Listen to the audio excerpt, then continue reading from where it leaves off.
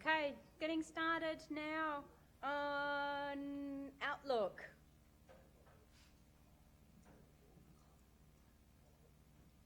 We're all ready to go. So I've got a few still signing up.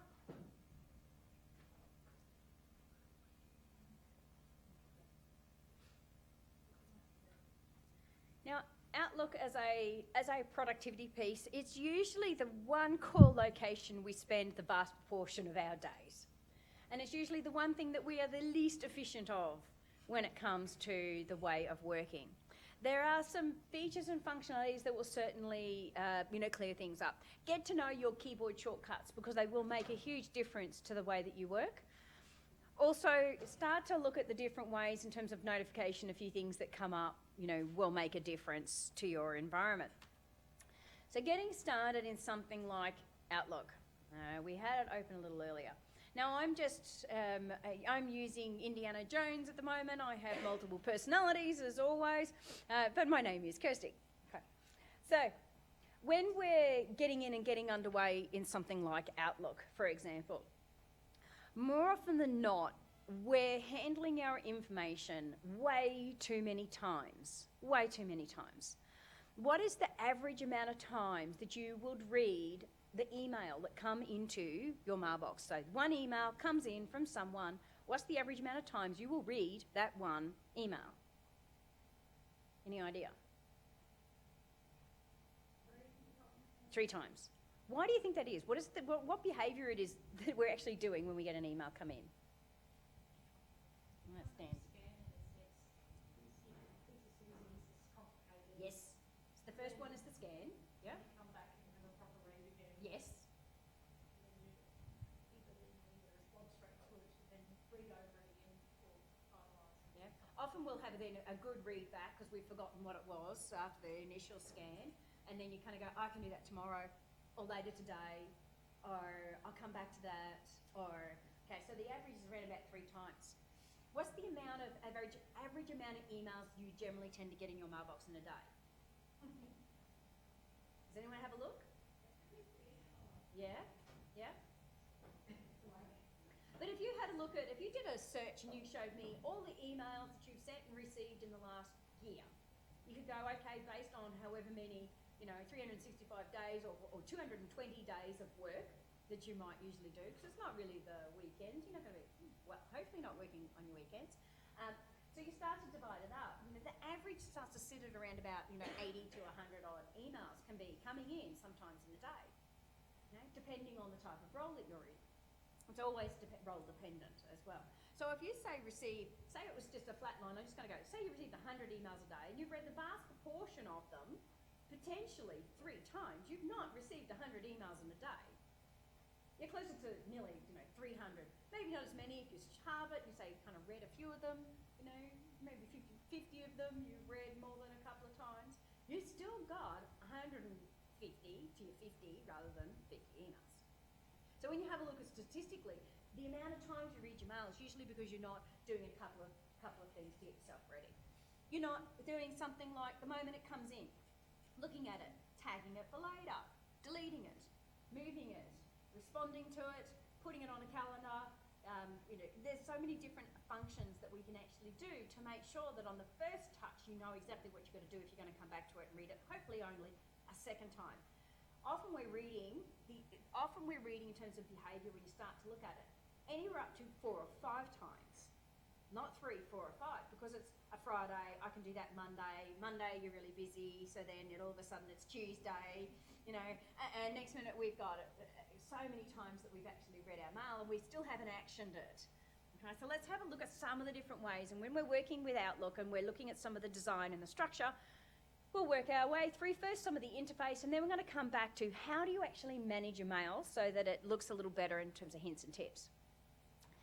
So running across the top, now from 2013 to 16, we've then got that ribbon interface and look and feel to it, okay? It moved from menu over to ribbon a little while ago. But the main thing will be making sure that we've actually got the same sort of features and functionalities. Now, some of the views have actually changed. those views are still available. You've kind of got different things and features and functionalities depending on what it is that you need. You can actually adjust from the View tab. However, Microsoft have actually specifically designed the look and feel of Outlook to be the fastest and most efficient way for you to be able to work.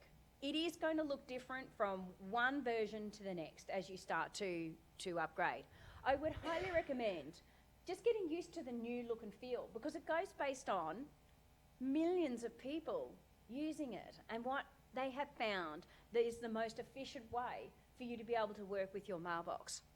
It might take a little bit of a learning curve to go on that journey, but the moment you start defaulting it back to an older way of working, often you've lost some of the new features that would actually help and support you. So for example, the blue bar that's running down the left-hand side is showing me that it's read or unread. So I can quickly and easily click on it to go, I actually want to turn that back into unread. Okay. When we have it as a different look and feel, it's very difficult for you to just be able to pick and choose something like the read and unread with the blue bar.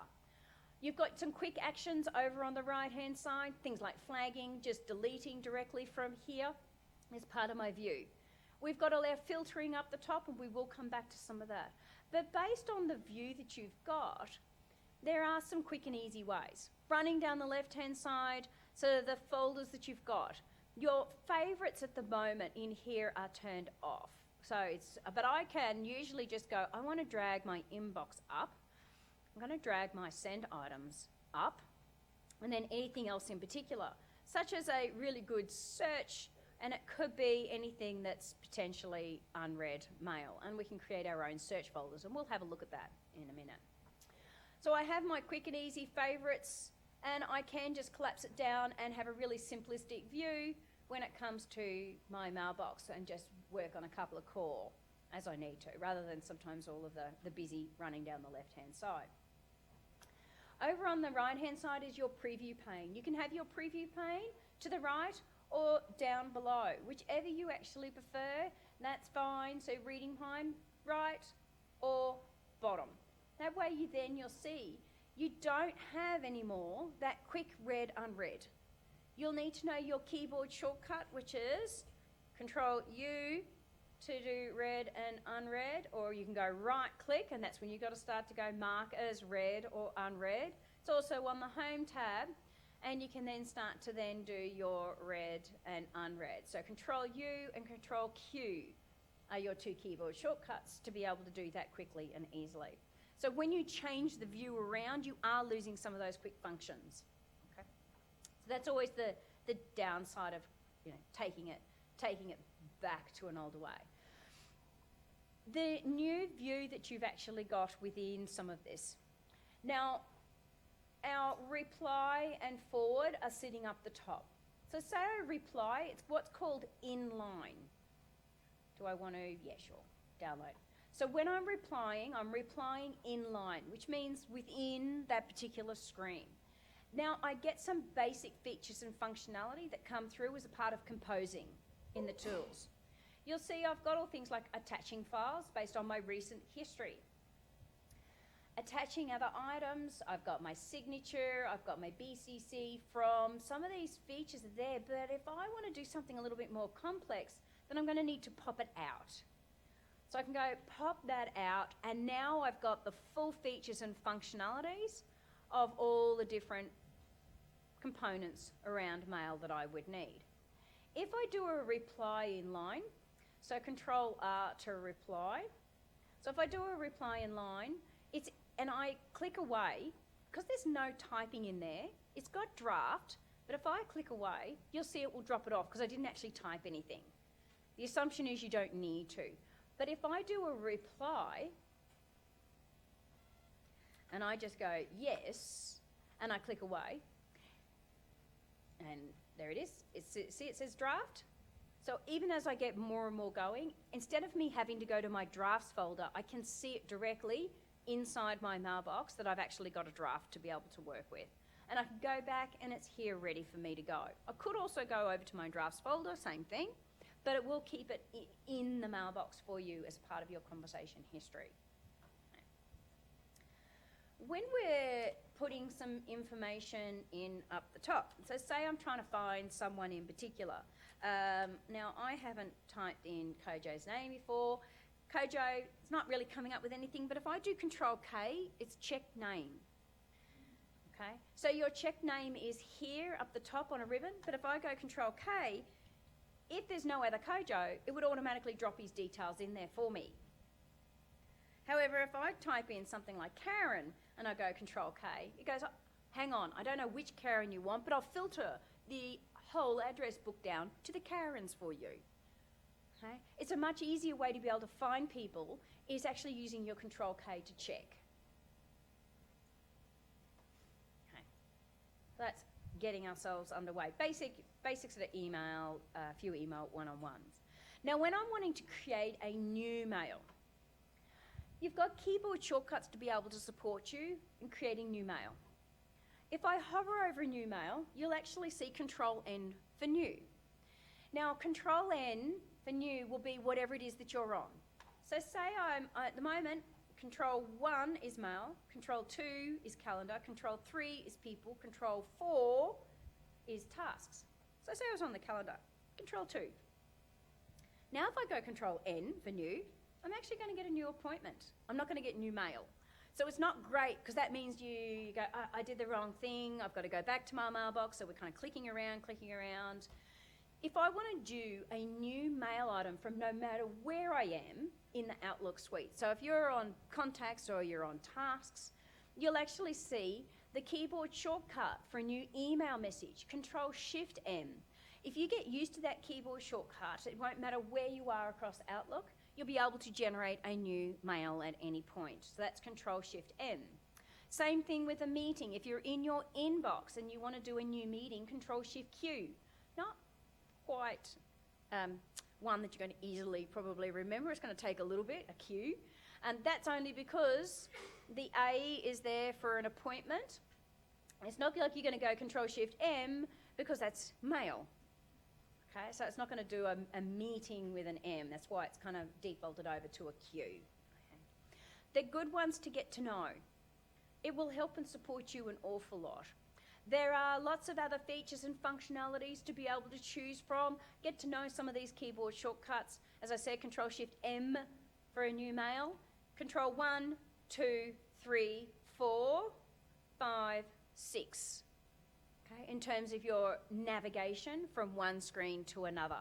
That way you don't have to take your hand off the keyboard to go and click on the little calendar, mail icon to go back to your mailbox and moving between it. An even easier way to move between different screens is, if you want to have your mailbox and your calendar open at the same time, do a right click on calendar and go open it in a new window. Now I've got them both open. So you'll see, here's my mailbox and here's my calendar, and I can just alt-tab between them. So I've got them both open. Now, Microsoft are good at remembering what you've done. If I close my mailbox first, because it's 1, then I close my calendar, because it's 2, Control 1, 2, then I close my calendar. The next time I go and open up Outlook, it goes, hang on, I remembered you actually had 2 screens open. I'll open up both screens for you in future. Now, if I do close calendar, I'm going 2, 1, the next time I open up Outlook, it'll only open up your mailbox. So it has to kind of go back in the order of, in terms of opening. So close your mailbox, then your calendar, then your contacts, then your whatever it is. Okay, and it will actually remember it for future. So I'll have multiple screens that it can open up. And I'll have this where I might have 2 different calendars, because on one I've got a shared mailbox, and on one I've got my own calendar, and then I've got my inbox, and then I've got my shared mailbox as well. So I've got 4 screens open, and I can just quickly and easily navigate between the 4 screens by just doing a right click and open a new window, okay? Depending on how you actually work and what you need to do. So that's just that sort of general, some of the general interface. Our file tab running across the top, we've got open and export, so you can actually export your data. Now, a PST folder means that it's actually sitting locally. It's an archive folder, and it's something you'd have to manually manage and back up. Generally, I don't recommend having PST folders, but I know a lot of people might have old sort of PST folders. What they're called now is your mailbox that's on your desktop is what's called an OST folder, not a PST anymore. Bit of technical, but sometimes it's good to know, because if you're trying to find out where something is sitting, you might search then for it if you're looking for an OST or a PST. Our print interface, you'll actually see that the features and functionality, so it depends on how many pages there are in terms of a document, you'll get a different look and feel. You do have table styles and Memo styles. So Memo means it was looking just purely at the email you currently clicked on. Table style will actually look at your whole mailbox. Okay? That might be a lot of pages if you've got tens of thousands of emails in your mailbox. Okay?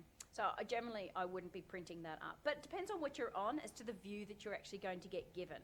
When I'm in my calendar, I'm going to have a very different view and feature to be able to do and print off as part of my print preview. Our getting help. So some of the getting help, we've done a tell me what to do. So if I'm not sure where something is anymore, so say for example, I want to do some, rules, I can actually kick off and run rules now, get help on rules, or do a smart lookup.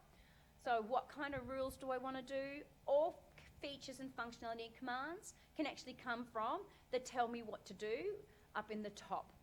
So if I'm not sure where something is, if it's moved around in Office, go up to the tell me what to do. Okay. When we're having a look at the features and functionalities of our different bars. Now, what we've got running across the top is set. You can go in and actually adjust it as you need to in your options. You can go to customize the ribbon and the quick access toolbar. Now, I can start to customize the quick access toolbar, which is in the top left-hand side, or my quick access toolbar, or my ribbon. So each ribbon, I can actually add some features and functionalities in, and even create my own ribbons as I need to. So it is all adjustable as part of your 2016 environment. There are a few things that I like to actually have up here. A reply is there. Okay. I don't like to do reply all. Try to avoid reply all wherever you can. Okay. Only do it if you really need to. Who is it that you really need to have in as a part of your reply? So reply, forward. Okay. Finding contact, save as, print. You might add them up here to be able to help you out. There are some good ones to be able to drop in for you. Things like creating, you've got there, send and receive. It might be creating a new email message. You might have it as a quick access up the top. Okay. With our quick command actions, now we discussed some of the features and functionalities that are going to be able to help you keep up to date.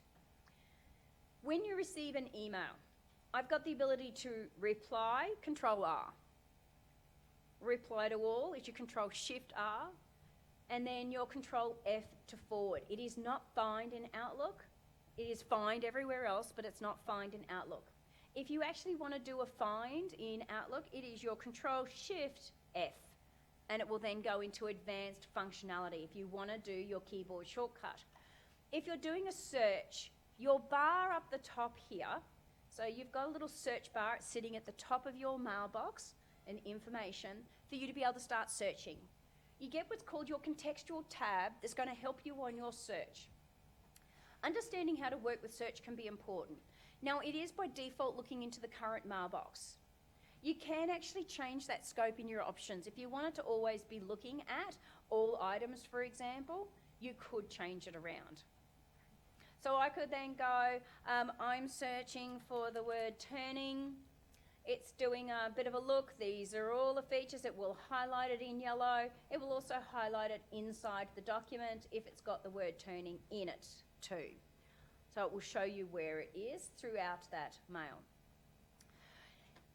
When I want to extend on that, has an attachment as well. I don't have anything with an attachment. I can just click the button and it will turn it back off again.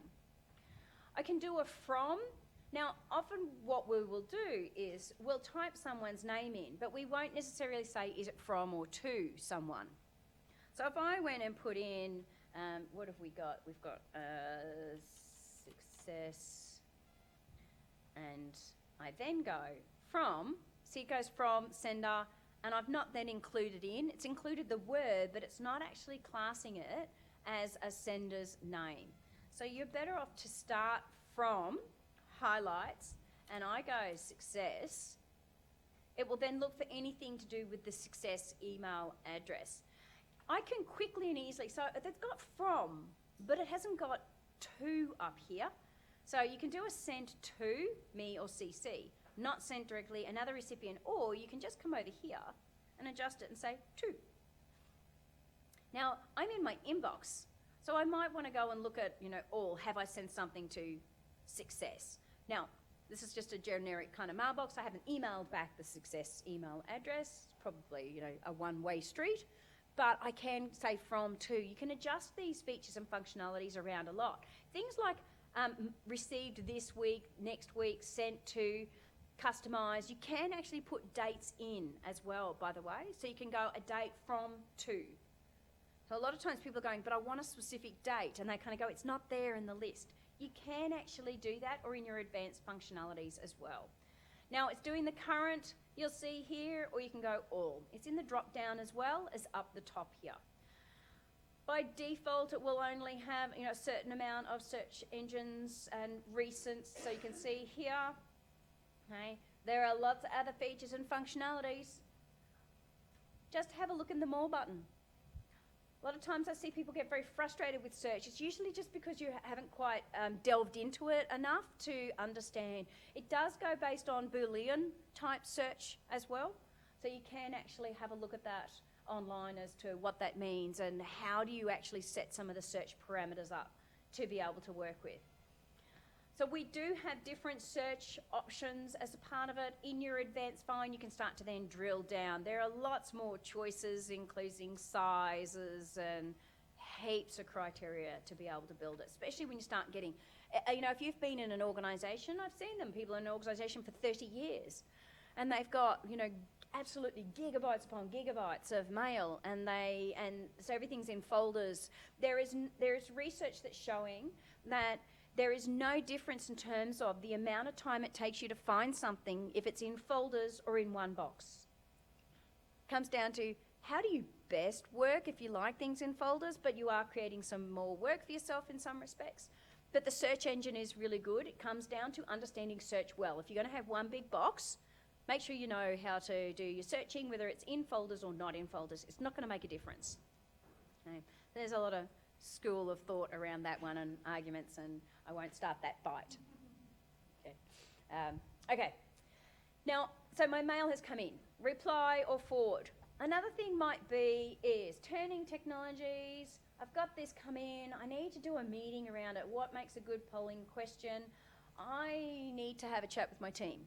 I'm going to set up a meeting around this. Now, there's a couple of things that I can be doing. I could go up to the top here and go reply with a meeting. So if I go reply with a meeting, I don't have to go create a new meeting, copy and paste everything in, do all of the details. I just go reply with a meeting. It includes all of the people and the content, any attachments that I want as a part of it. Is anyone not familiar with that button? A few heads, you weren't familiar? Okay, no. It's not uncommon. Stop for a moment and have a look at what you've actually got inside your environment. Just do a hover over it, because there are so many really great features that you could actually be working with that you're not familiar with, okay? So have a look around, because it will make a difference to the way that you work. Now, so we've done a reply with a meeting. What if it was I have to think about that, a good polling question. So that an email comes in, quick and easy ways to be able to work with it and not move on. Because often we'll move on to the next thing and the next thing and the next thing. It could be, I need to do something, I need to allot some time in my calendar, I've got to spend a good hour on that Excel document, I know I'm going to have to do it, I'll come back to that mail later. Is it on your calendar? When is it that you're going to do it? Okay, so just do a drag and drop onto your calendar. It will create everything that you actually need for you. I can go, I have to do that tomorrow. I've really got to get done before I go into my 3 o'clock meeting with my senior leader. I now have, over on my calendar, let's change my view to the day. And of course Outlook just closed on me. As it does. Says I shouldn't be working tomorrow. How's that? Let's have a look. Today, day view, and it was on tomorrow. So now it's directly on my calendar with all of the details with just a quick, easy drag and drop. So rather than me forgetting, because often we've forgotten, we've looked at it and says, I need to do that on Friday, and then it goes down the list in your mailbox and down the list and down the list and down the list. It's very easy to forget. And then you miss your deadlines and your markers and all the things you need to do. Just do a quick drag and drop and put it immediately onto your calendar. So you have one place, because what happens is you end up with a calendar that can be full of meetings and you haven't accounted for the work that you might necessarily need to do. So get it onto your calendar so you've got one place where you had your time organised. Okay? So use your calendar wisely. Do a drag and drop. How can you choose what day to drag and drop So the moment you do a drag and drop, it then says it's just doing it for the time is now, and you just adjust it for when you need it to be. Okay? So that's with the drag and drop. Okay? Easy? Okay. I can do the same thing to tasks. Drag and drop, task. What do you want to do? I want to assign this to someone, send it out. I need to know when they've done it. Okay? Who is it going? When do I need to start and stop? I can either do a drag and drop down, or I can do a flag. Can kind of go flag it to do. I've got my follow-up up the top. Remember I said there's often 3 to 5 ways to do the same thing. I could open the email up and it's in there as well. If it's going to be something that's a functionality that's there. Now, it's not enough to just do a flag on something. Usually you need to make sure that you've got a reminder against it as well, because a flag is just going to sit there, it's passive. You want something that's going to ultimately stand up, kind of hit you in the face a little bit more and go, I need to do that at this time tomorrow. So set it immediately, and then you can file it and you can put it and get it out of your mailbox, and it still will remind you tomorrow without it getting lost in your mailbox. Okay? So if it's something you've got to do later, immediately tag it. So put it onto your calendar, make it an appointment for doing, or a reminder because it was for someone else and they had to follow you. You had to follow them up tomorrow in regards to it. So that's the first couple of ways. Up the top here, we've got what's called quick steps. Has anyone used quick steps previously? Anything like that? Okay, so quick steps, somewhat new. Depends on whether you've played around with it or not. I've got a move to. You'll see it's got a question mark because I haven't set it up for the first time. So if I go move to, choose a folder. Now if I've got a folder, I can ask for a particular folder and you'll see mark as red. It will then automatically move it to that folder with just a click of the button. Now it also can come with a keyboard shortcut. So I can extend it out in terms of the options and go create a keyboard shortcut. So every time I go Control-Shift-1, it will automatically move it into that folder for you. You'll see that there are plenty of actions in there. I'm going to do to manager. And I'm going to, well, who is my manager? I'm going to go Joe is my manager. I'm going to save it. So now, every time I want to forward, because that's what this is saying, forward the email to my manager. I go forward to the manager, it drops his name in, I can just start to type what it is that I want to do. So it's a quick step. Now you can build quick steps up, you can make them as complex or as simple as you like. So it's about creating actions and joining them together. Team email. So a team email, who is your team? It will drop everyone's details in. You'll see it's based on a new email. Create a new email for your team. So it'll have everyone's details so you don't have to type everyone's name in again and again, for example. Marking as done. I have it where, personally, I go mark it as done and just go put it into my inbox archive or put it into, whatever. I just go done, done. I just have one big folder, inbox archive. Just push it in at the end. So I've joined them together. So instead of just marking it as done, as completed, so I go done, I've also then got, I'm going to create a folder. Let's see what's in there. And I'll put it all back for the team afterwards. So I might just go archive it for me into a done folder so that when I go done, choose the folder, archive, save. When I go done, it's automatically dropped it out and put it into archive for me with a quick and easy click of the button. Okay.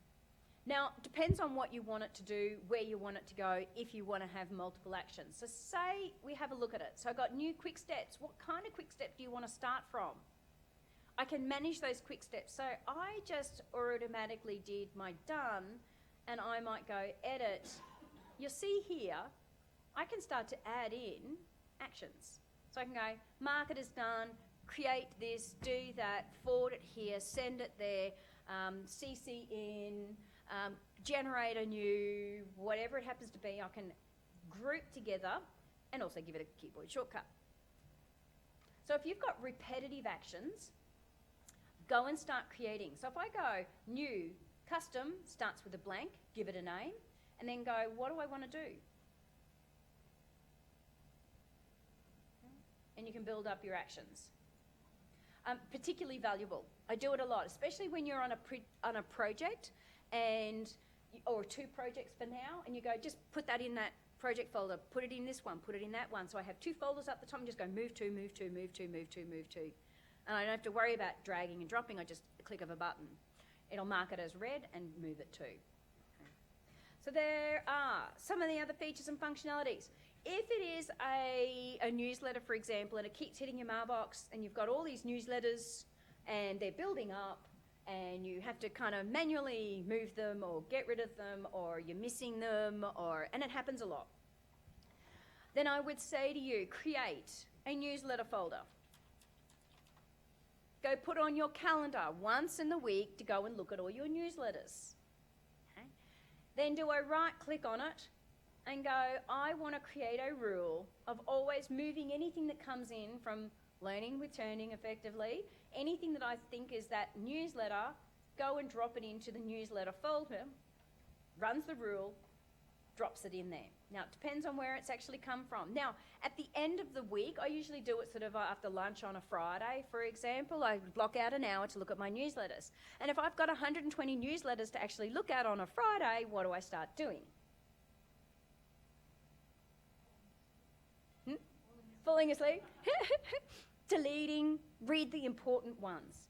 What happens is we often get very distracted by newsletters that can actually come in. Some will be important, so you might actually say, you can drill down on the rules and go, don't move it when it's this newsletter because I have to be across something that comes in. Rules are only as good as the exceptions that you put against it. Because more often than not, when we create a rule, we don't delve deep enough. So it's then pushing things where you don't want it to go or doing something that you don't want to do. Don't delete your rule. Go back in and look at what do you need to extend on to actually make it an effective rule. There's a reason why you're creating a rule in the first place. Okay? So extend on it. We'll have a look at that. So with our rules, if it's a mail that you generally don't want to know about, do a right click and just immediately, it's very quick to set up the rule. Then you won't have to deal with it in future. Okay?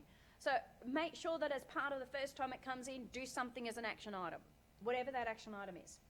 So if I go manage my rules and alerts, and it's up the top here as well, you'll see here it is. There's my rule. Now I can also go turn that rule off and just run it when I'm ready to run it. So at the end of the week, you know, I've got around about 70 rules that I just run at the end of the week. Because I don't want them necessarily to run during the week when I'm doing my work. I'll just come to the end of the week and I just go, anything that I've done this against, then I just press run and it just filters everything into different folders and things like that that I need it to. Okay? I keep it organised. Now, if I want to create a rule or change this particular rule, so if I go change the rule, so if I go edit the rules, let's have a look. People with specific words, say it had a specific word. So I go, what specific word? Only filter it if it's a newsletter, if it's this, it's from that email address and it only has that specific word because I'm getting bombarded and I really don't want to know about those webinars. I'm not ever going to get to them and push that word into a folder for me. Rather than everything else, I just want that one that I get 100 on, okay?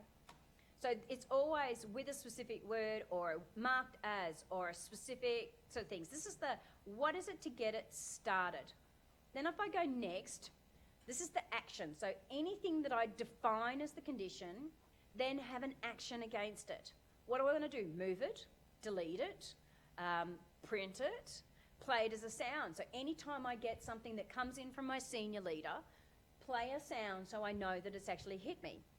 Okay? Well, hopefully he's not hitting me, but, OH&S issue here, I can say. Okay, so I can then choose what I want to do.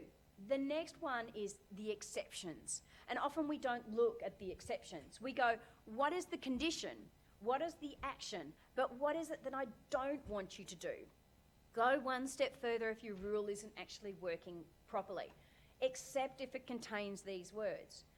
Except if it's sent only to me. So where you get all those CC'd on from a mailbox or something, but it's always, you're in the CC. But if you all of a sudden get one that's direct to you in a reply, you might miss it if it's being forwarded into a folder. So you might go, but if it's sent to me personally, then don't do that, okay? Depends on how it comes in. Where my name is in the CC box, for example. And there's all sorts of exceptions to the rule that you can drill down. Then they will come in here and you'll be able to run them as you either need them or have them run automatically for you. Okay? It will take up to 25 megabytes of rules. That's a lot. Okay? So it's quite a depth of rules to be able to work with. That'll make a bit of a difference. So there's that. Now, another one is ignore a particular conversation.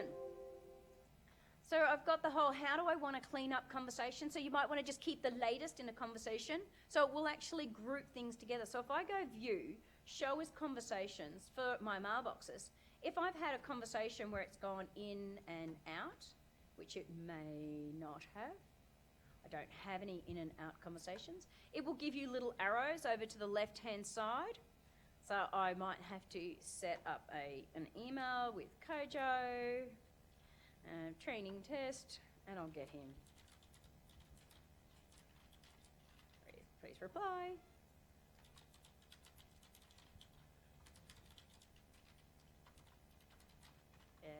And I say, spelling mistake is always your first name, the biggest spelling mistake. All right. So I will then have mails that are going in and out of my mailbox. It will group it together as a conversation. So that means sometimes there'll be a conversation, maybe just recently Melbourne Cup. You're not going to be here in the office. You're not going to be part of the sweepstakes. There's a whole mail. It's a reply all, and everyone's chatting. It's like, oh my God, kill me now. I don't want to be on this mail. It is just going on and on and on, and I'm not going to be here. I'm on leave. It happens all the time. Or it's the latest betting pool for State of Origin, or it's the whatever. You can just go ignore that, and it'll just push it all into the deleted items for you, or a folder of your choice in future. So you can say where is it that you want it to go based on a particular folder or action item that you want to do, okay? So each of these have, in the back-end options, the ability to be able to adjust it around a little bit. So we've got our follow-up, set up a rule, quick steps for it, reply, forward, drag and drop to your calendar, drag and drop to a task, all things that you can do. If it is going to take you less than 5 minutes, do it then and there. If it's going to take you more and you don't have the time to do it, then drop it immediately onto your calendar or a task or something to say, when is it are you going to actually do it? Okay, to remind you. And then you're dealing with it, hopefully, twice only, and not up to 5 times, which is what happens. Yeah. For sent? Okay. So if I've got something in my sent items, now, when I open it up, I've got actions, so I can actually recall this message. If it's internal and they haven't actually read it, then it will automatically recall it from their mailbox. If they have read it, then it will have this failed to actually recall. If you send it to an external party, it will not recall because it's gone through firewalls.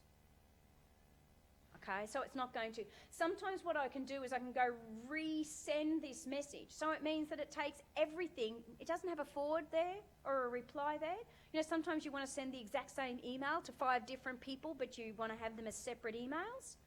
So it will get all of the content and you can do a resend this message. And then you can just put in the person that you want up the top without having to do a forward and delete everything else. So a resend the message. So that's just in your action items. So good question. The things that we get to know along the way. Now, if I get a new email, let's have a look. So a new email, let's have a look at some of the features and functionalities that we can play with. So, Kojo, test, running across the top. Now, we do have our high importance and low importance in the top right-hand corner. Only is high importance when it really, truly is high importance. Okay, I can see it used a little bit too much because what's high important to you does not necessarily mean it's high important to someone else. Okay, so be careful when you do use it. It's a bit like crying wolf, basically. Okay, so the other thing that I will often do is, as part of my Outlook and my notifications, I turn them off in my notifications center. So my notifications, I will come down here, show new mail desktop alert, turn off. Why do I do it? Every time I have it, that email comes in from whoever it is and it comes up in the bottom right-hand corner, it's saying, come and work by my priority. Come and work by my priority every time it comes up, because effectively what it's doing is it's distracting you. You might be in an Excel spreadsheet and you need to be concentrating, and you get that little notification comes up in the bottom right-hand corner.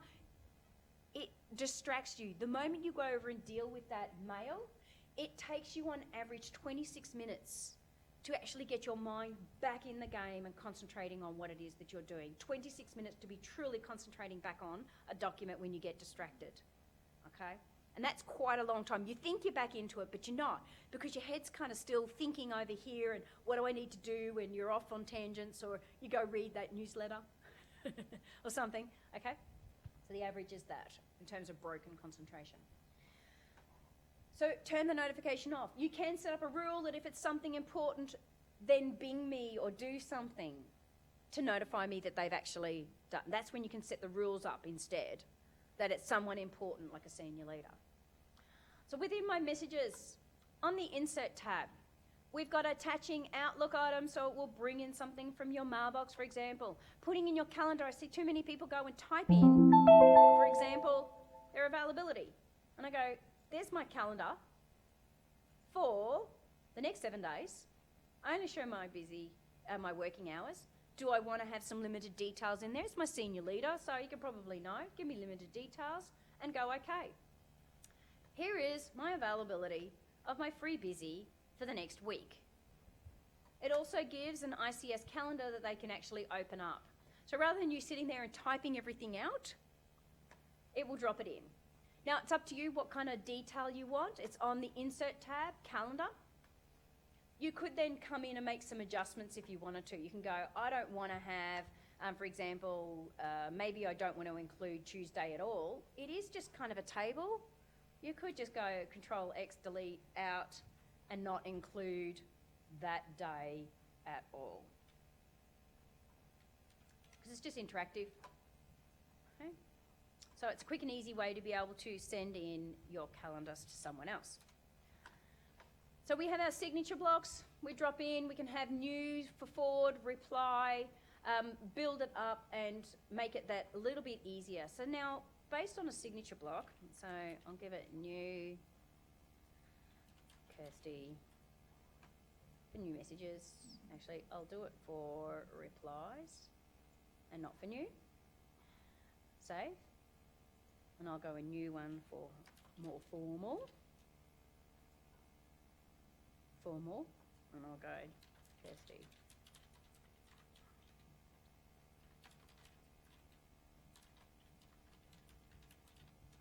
So I can have two. So once my signature starts to go in there, it's quick, easy right click to be able to adjust them around depending on what you want to do with a right click. Inserting that information, let's have a look at some of the other features. Now, screenshot, I've talked about in a couple of the other sessions if you've been here, but for those that are actually new, a screenshot will go, what is it that you've actually got that you want to drop in? It will always depend on the window that you've got open. So you can be opening up different windows and say, what do you want to include in a screenshot? And I might even have one that is potentially a map, but I'll come back to it. So let's go friend. Insert a screenshot, go screen clipping, and of course it wants to go back here for the last page. Doesn't want to do your instance. Let's go fine. Okay, let's just screenshot that. So insert a screenshot. that I can edit and work with. It's interesting that it wasn't looking at the integration with Internet Explorer. Let me just click on the page. Let's just see if it'll do it again for me. Insert a screenshot. Aha. It's not working because you have few times in the Explorer itself. Yeah, no, I needed to click on the page. I needed to actually physically click on the page. So now that I've clicked on the page, I just missed the step of clicking on the page. I can then drop it in. Good for maps and things like that, where you want to put it into an email to be able to work with. How can you do that screenshot when the content you want to use over more? You won't be able to. That's when you need to use your like a snag and snip type tool, which comes with Windows. And you start to then build out a little bit better in terms of a different feature. Because so your screenshotting is just a simple grab. Okay? Simple grab. When I'm working in Mail, it's much easier if I put things sometimes into a table. Usually what I would do is, in terms of getting structure, I would make sure that I didn't have any of the borders. So I just go no border. In the meantime, I turn my grid lines on so I could see it. And I would go, new information and address, Kirsty,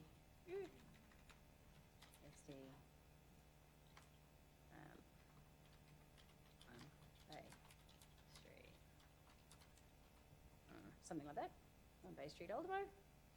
Let's just see. We do have a who is, so it's doing it there. Let's just see if it's doing it in here for you. We had a look a little earlier to see if it would work.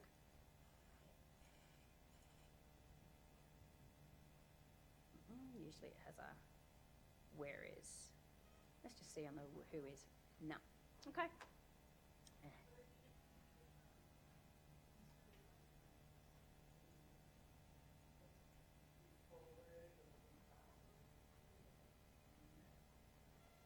It will, as in reply or forward the pictures or the table, or the table will stay there. Yep. Yes. Copy and paste, yep. Yes, it will stay.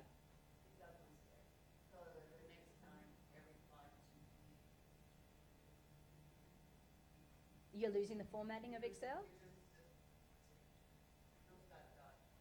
You shouldn't lose the data. The only way you'd lose the data is if the text has gone over to plain text. Yep. So if they've turned it off, then what happens, it will drop it off only if they're in plain text. Will that actually cause an issue?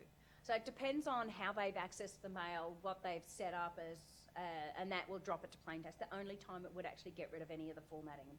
Yeah.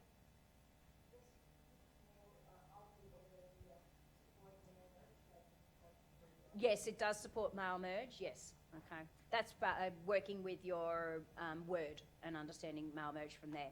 So then when into, yes, but that's other features and functionalities. Okay. I'm going to have a chat afterwards if you would like. So some of the other, functionality and keys that we might want to work with in here in terms of the insert.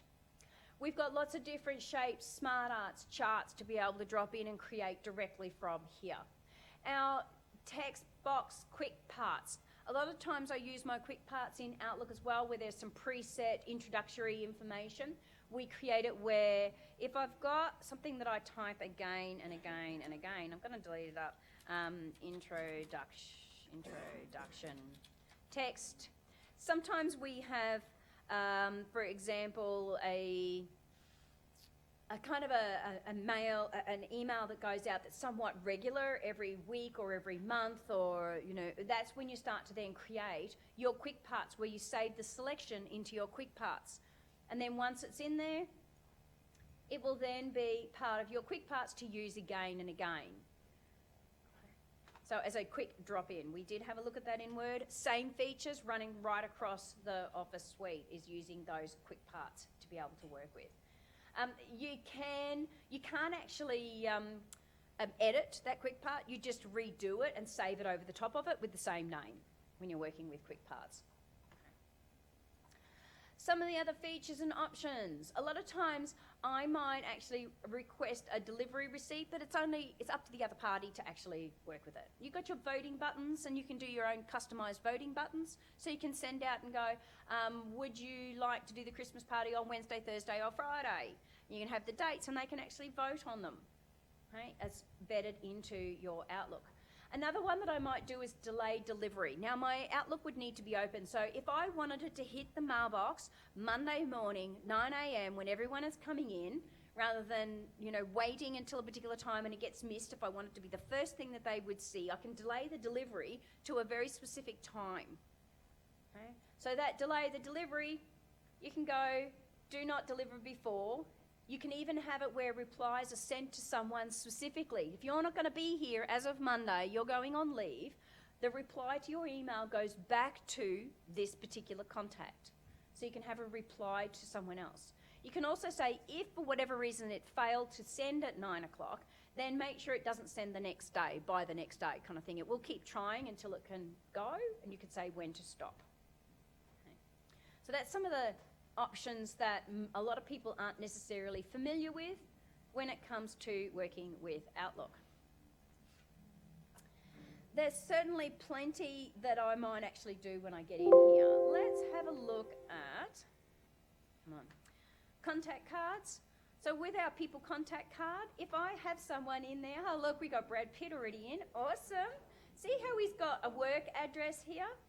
So as part of that work address, and depending on how you have your business card and the look and feel of it, you can adjust that around as you need to. This business card has got to map it. So I can go and see on Bing Maps exactly where that is. And we couldn't find, because there is no such thing as Dream Street. Okay, but you can go map that address to be able to help, do a screenshot, put it in for someone else along with their contact card, for example, and drop it in.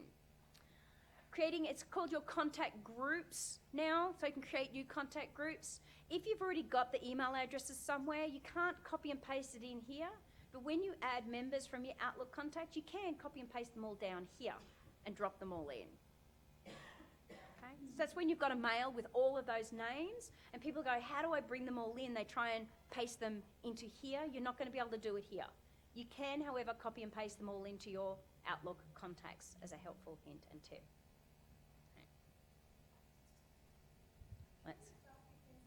Yep.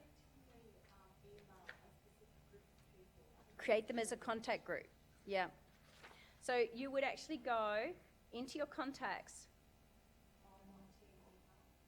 Right. Go into create a contact group, give them a name, and it might be your team. Add your members from Outlook. There we go. And now I've got a Teams contact. So when I go to my mailbox and I go Control-Shift-M New and I go Teams, it's actually there as a group for me to email. So a new email, Control-Shift-M for a new email. Okay, so that's what I just did to create a new email. Yes?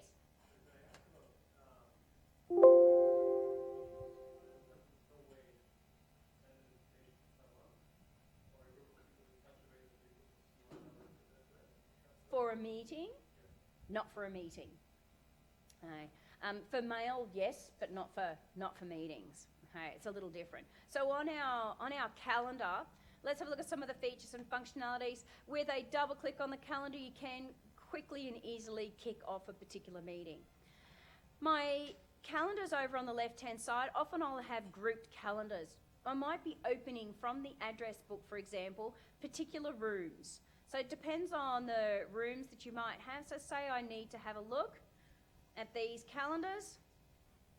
I can now have those calendars open and it will be under rooms for me to be able to see in future. Now if I want to have a look at their availability to go, I need to have a specific date. I'm looking at the 11th. I want to know which room is free. You'll see it's kind of got it in a schedule view, but there are other ways that I can actually group these to be able to view them together. So if I go a day view, they're all kind of to the side of each other. That doesn't help me. What I can do is overlay them. So just go overlay, overlay, overlay. Particularly good when you've got lots of people as well. You can overlay all those calendars and go, which one is free okay, they're all free pretty much from 3 to 4, or I can go the only one that's free or eliminate. So with people, it's particularly valuable because I can go, and I need to see whether the clinical is free as well on that particular date. Are we all free from 3 to 4? Awesome, we're all free from 3 to 4. And then I can go, if I want to choose all those people and the room and the group, I can then go, I want to do a new meeting with all. And it will include them all in. So rather than you individually typing everyone, group them together and then go, are we all free? Yes, no. If you want to choose a couple of dates to go, are we free? And they've asked me to look at the 3rd, hold my control key, the 11th, the 18th, and the 20th are my 3 or 4 days that I can actually look at for a large group of people. So now I can go, what do we like? Okay, it's my preference. I'm not going to go for the 20th because I would really like to do nothing when it gets that close to Christmas. However, it looks like we're all free on the 18th. I'm going to choose 1 hour and do a meeting with all on that particular date, okay, in my scheduling. Now that's just a tick on, tick off. So I can choose whole groups. So group together your people for you to be able to see and work with as part of your scheduling. You can actually share. Now you can create calendar groups up here, or you can create calendar groups down on the left-hand side, either or. Opening others' calendars, which is what I just did, or emailing your calendar. Remember in Outlook, we did the whole insert your calendar. You can just do it here. Email your calendar. It is a button up the top. No different. Sharing your calendar and your calendar permissions to what level? To kick that off, it is just up here on your ribbon.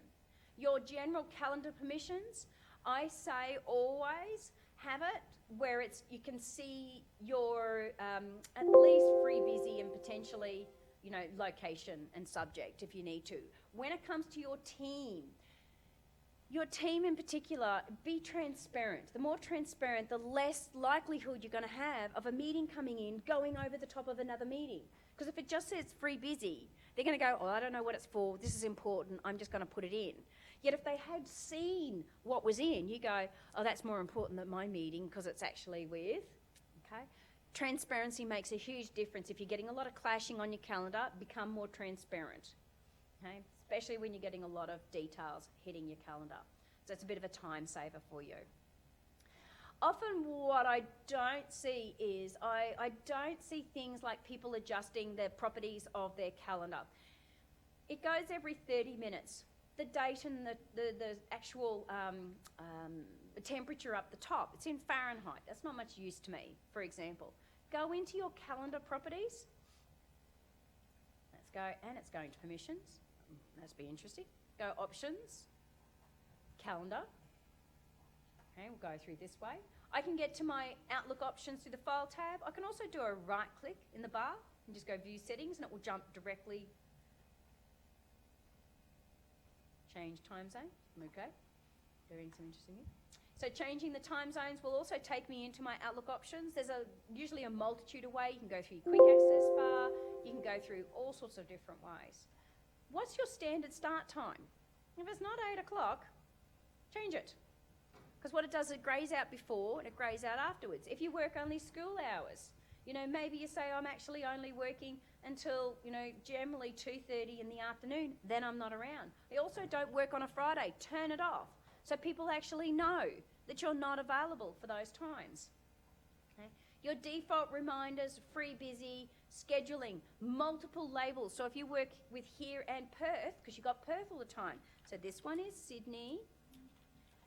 Show the second, because you've got your Perth location as well. And then go in and put Perth, which will be down towards the bottom here. Back up. Perth it is. There it is. And go, okay.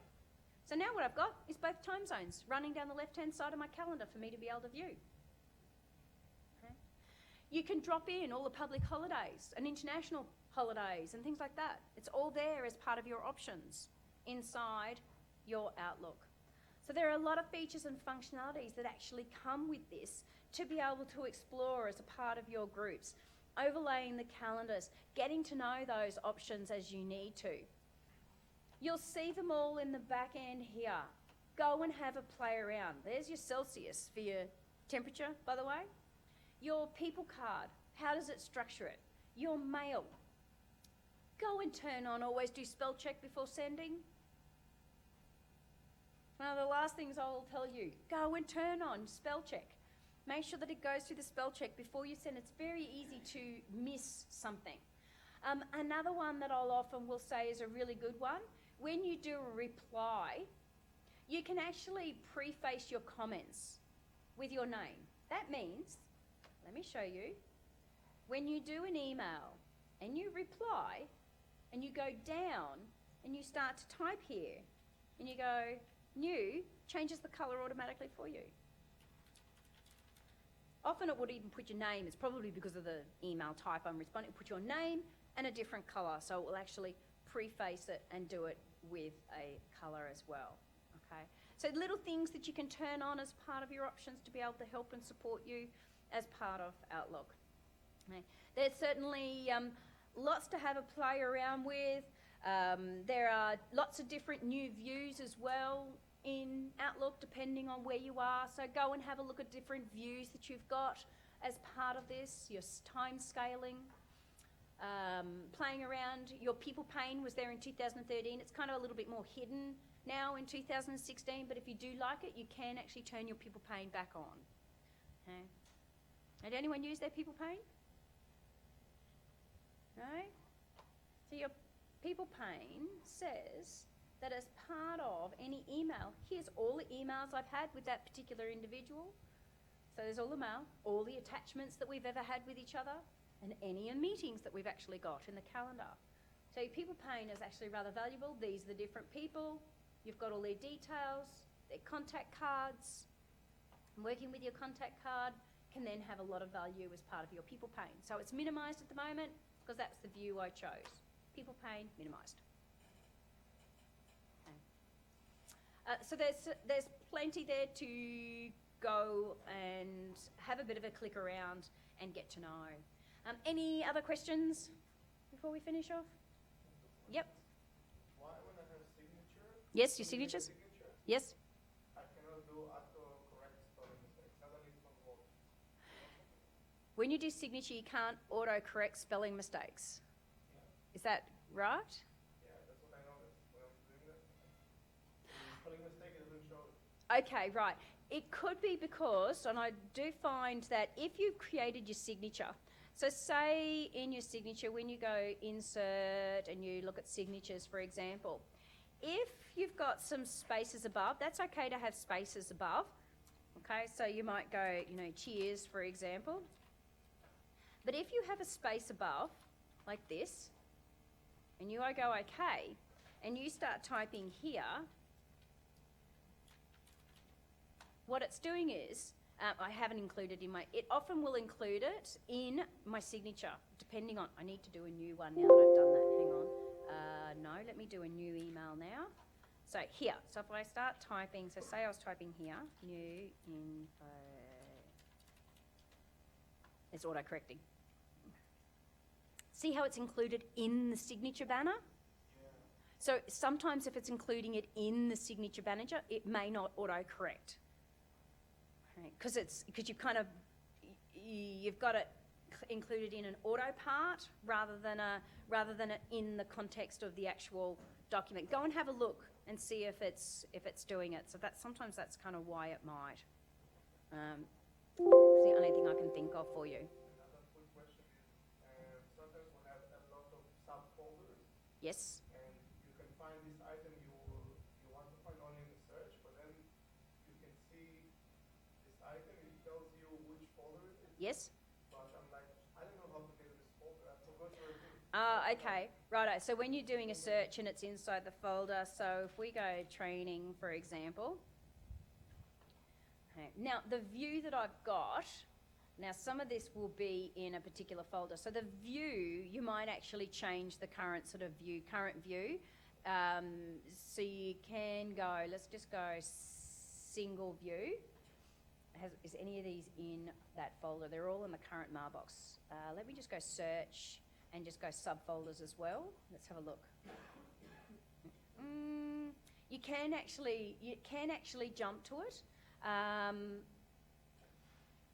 haven't got really anything per se. What have we got that I could look at it? Let us know what you think. Let's put in the word think. It's probably just a bit generic. Let's just make sure that as part of your settings that you've actually got potentially your folder there as well. All mail, all document fields, generally all mail fields in folder. Hang on, cancel in, try that again. I clicked on the button. So go back up. All mail. So you can actually adjust your view around as you need to. So in folder, drag and drop. If it's dropped off as part of it. So then you can start to then see where that is. Now the searching, if you're not sure where your newsletter folder is, you're saying you're not sure where it is over here, and you're wanting to be able to then jump to it in that folder. Not sure you can do the jump to the. It's not going to jump you to it. It's not going to give you necessarily the structure of that folder as well. No, it's not going to show you a folder structure of where you're going to find it. It will just show you where it is. So I'm just sort of thinking.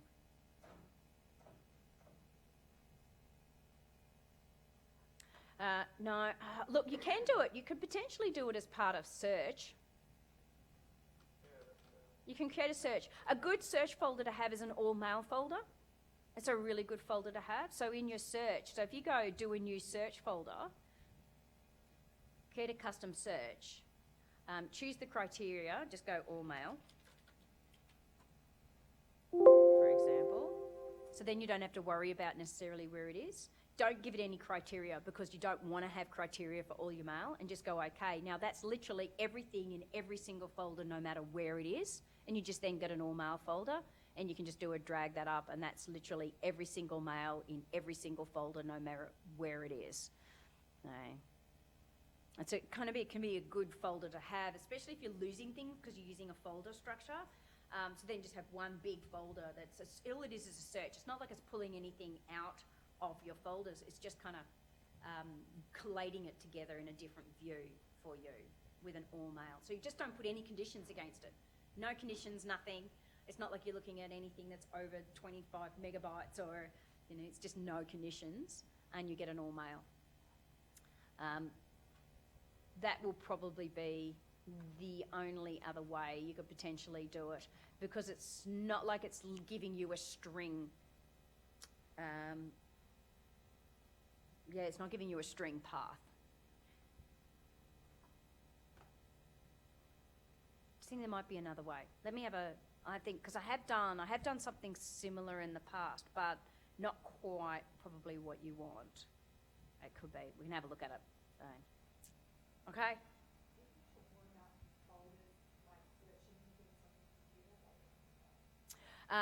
When it comes to working with Office, and we're not actually doing Windows, so Windows is a little differently, works a little different, but it's still all based on Boolean search when you're actually doing a quick search.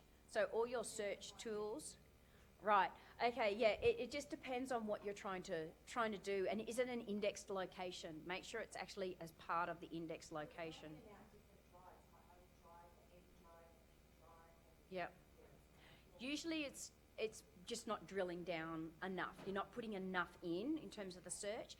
Go look up the Boolean search and the phrases and the things that you can do, how you can do it, some of the advanced search objects.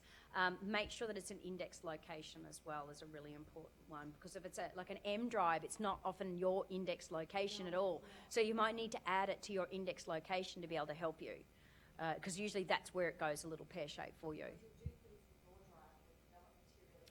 And that'll come up. It'll come up as a priority.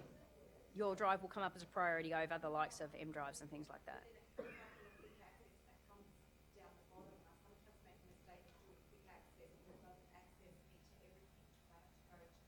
And include others, yeah. Okay. Righto.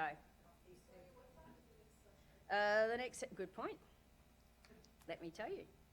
The next session is at 1:30, PowerPoint. Okay.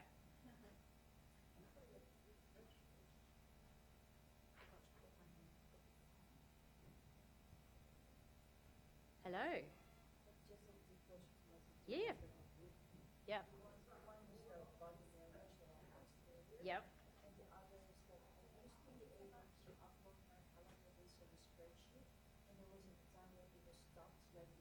Yeah, you're no. Yep. You can bring in like where's your personal calendar?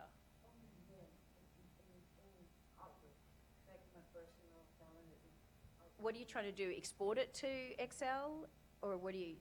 Import it from Excel, because there's actually, I prefer that I Okay. share it with the group, because there's a from the calendar. Okay, so you do have an import export. Hang on. Okay. So if you go File, and you actually go Open and Export, you got Import Export. Yeah. So you can import from another program or file, such Yeah. as Excel. So you go Next. I did that. Okay. With your CSV? Is I it did saved that as a exactly. CSV? Yeah, I did that exactly, and it used to put it in perfectly. Yeah. And then when I was able to try to do it for another period, it wasn't allowed, and I just said that they've stopped allowing it, but are they allowing it back again? I don't know if IT. Very I don't know if IT are allowing it or not, Okay. because generally, yes, you can actually bring in all sorts of stuff. Yeah, because I Um, was wondering, even just do a personal, and I get my teammates to also do that on their personal one, if Right. it doesn't allow for a group calendar. Because Right. it's just useful, because we know we have timings. Okay, so then, but why would you import it in if you can just open that group calendar and have it in overlay? Okay, how do I make a group calendar? Okay, so a group calendar is either one that's already there, so you can actually create, or you can have a new calendar that you create that you can Yeah. share with others. Yeah, the thing is though, every semester there's about say 30 things that should be happening, Yeah. and I don't want to always calculate it, and so I have access calculating the dates, and then okay, update the calendar now. Right, okay. Otherwise, it's always a manual thing. Okay, Of make sure putting this it is the all date and so on. in, and right, it's just so okay, yeah, tedious. yeah. No, it would be. So if they're not allowing you to import, what you can do is create a calendar. So you can actually go, like, create your own calendar, because you can create your own calendars, Yes. quite easily. So if you go, I want to create a new calendar, so you can either add a calendar Yeah. or create a new calendar. So if I go, if I'm going to, so as part of actually what I'll do, more items, Outlook data. No, we want to create, actually what we're going to do, let me just go back to the mailbox. I'm going to change it to a folder view.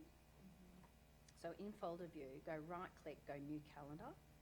So create a new calendar, folder new calendar, put them all in there, and then leave them there, and you can just copy and paste them to wherever it is you need them to again and again. Oh, okay. So if you go new calendar like that, so say I've got this one here. So say this is my new calendar, the Laksa Appreciation Club. Change your view, so you can change your view, okay, to a list. So it's got everything on a list.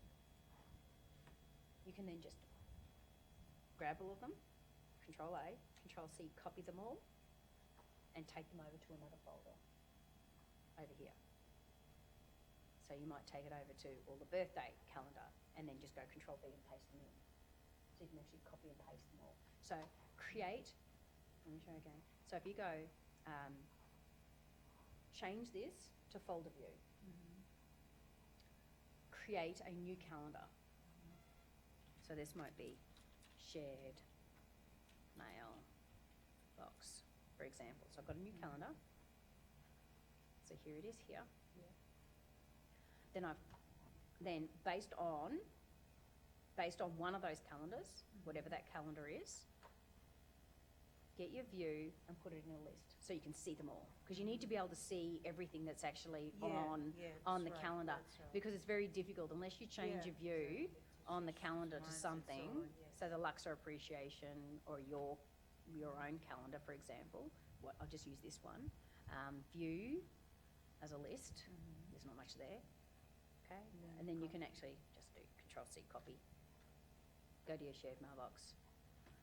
I'm just going to change the view back so we can see it as a list. Control-V, paste, and we'll just drop them all in. And then you can just have one calendar that's there with everything that you need, and you just copy and paste it in whenever you need it. And you can share that. So you can actually share that calendar with someone else. So as a part of your calendar sharing, so let's change the view back. I can just actually go to folder. So you've got your calendar. You can share it. Give them the options to edit, add, and share that calendar, and then everyone can work on it. It sits with you ultimately because you're the one creating it every time. Yeah, I'll try. But at least you'll have, if you yes. have just one here that's your default generic with all of those calendar items, then you can just copy and paste it in Yes, whenever that's you need right. it rather than it being on an Excel spreadsheet. Because if they've shut it down as a feature, yeah. then you're going to have to create a calendar to put them all on, Yes. and then copy and paste it into the calendar that you're sharing with them. That's So you've got a default template. Because the moment you share that calendar, it then potentially gets other stuff in there and you don't necessarily want to have that as your default template calendar. So you have one that's a default calendar template and then Share. one that you share.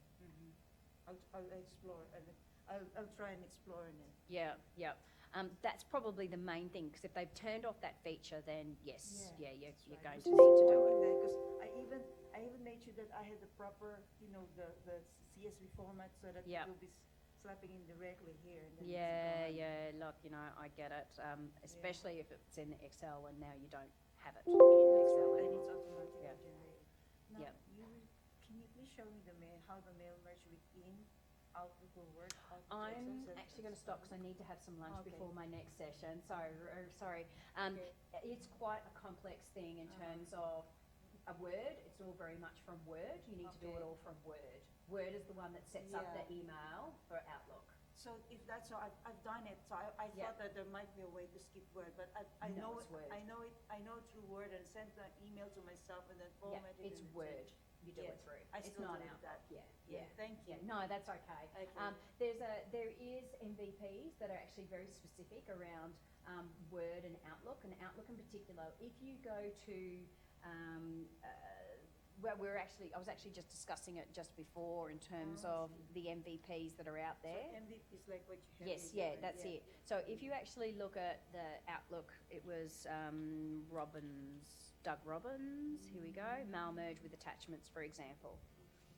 So Doug Robbins is a MVP, and he has lots of information online, along with this gentleman, Carl Timmermans. He's an Outlook MVP as well. So you ever want to know anything, here you go. The Idiot's Guide to Doug Robbins' Tool, mail merge with email attachments. Okay. Thank you.